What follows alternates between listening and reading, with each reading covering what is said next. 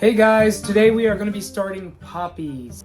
So you take a look over here, we have 3 separate trays that I do plan on filling up with poppy seeds, all different varieties. I did get these cells, or these trays from Bootstrap Farmer. They do have a slit along the sides and then a big hole at the base. Now the slit is for air pruning and the big hole is for easy transplant.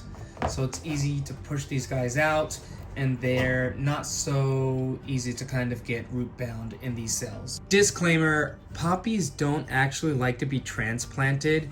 Now, I've done it this way for a few years and I've never had an issue with it, but I've heard horrible stories when it comes to transplanting the poppies, but I'll continue to do it the way it works for me. If we come in close, you can see that the soil is actually pre-moistened. I made sure to wet it, pack it down real nice in each one of the cells. I do have some labels off in the back or in the distance that we will grab and put the names on. Oop. I made sure they're small so it's easy to fit them on the trays. So this is a cream peony.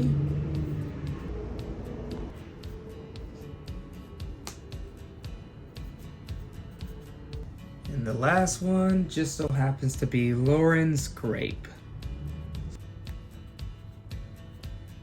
Poppy. By the way, the marker we used was just a regular Sharpie or permanent marker, so works great for me. Never really had a problem with it.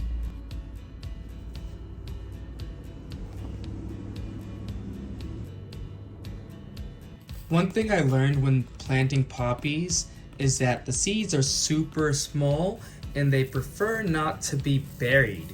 So you want to surface sow them pretty much, trying to get at least 2 in each cell. And this can be very, very tedious. It's okay if you don't get 2 in each cell, but usually more than 1.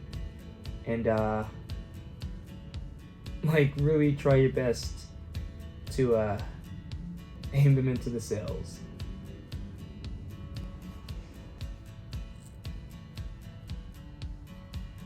Yeah, I'm definitely dropping more than 2, but that's okay because we'll end up having to thin towards the end of this down to about 1, depending on how many got in each cell.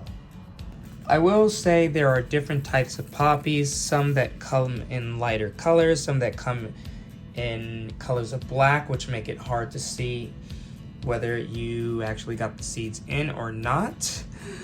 But either way, you kind of just want to take your time doing it.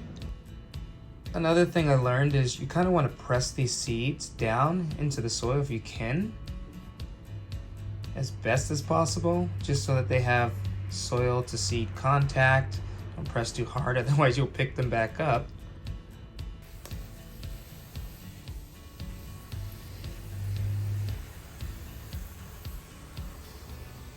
Now it is completely done, and what I did was I did lightly water it in, just enough to where it didn't make the seeds fly all over the place, but the soil was also already pre-moistened, which made this a lot easier. Now that we've gotten everything in the trays, it's best to put them under grow lights with a humidity dome just to make sure that things don't dry out as easy. Humidity dome on, push in.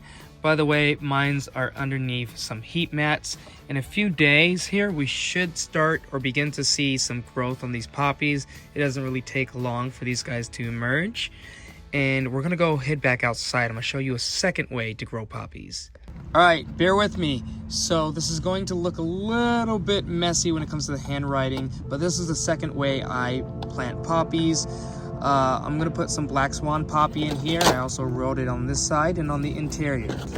I crossed out the old markings for the poppies last year since I grew Amazing Gray in this container. And you can see I put cream poppy here, as well as cream poppy at the base and cream poppy on the inside. What this is a milk carton that I usually just tape shut after everything's said and done. I leave it about a hinge right near the handle area so that I can open and shut this with ease. I make sure to pat down and pre-moisten the soil inside this container here. It doesn't have to be completely full, as you can see. I don't have it full here. Then we will sprinkle our seeds in here, trying to not put too many, although I think I definitely put too many in here. Usually when you put a lot in, it really makes it difficult to separate the plants a bit. So you want to spread them out a bit more. Be sure to pre-moisten it a bit more. And what this will do once it's closed and taped up is it will act like a greenhouse with the top open. This is a must. The top has to be completely removed so that we get air circulation into this container. There will also be some rain that will be able to fall in here throughout the season so that you don't have to constantly come out here and water it if you have a rainy area like I do. But if it's a pretty dry spell or it's been dry for many days, go ahead and check in on these guys because they can dry out and your seedlings will diminish.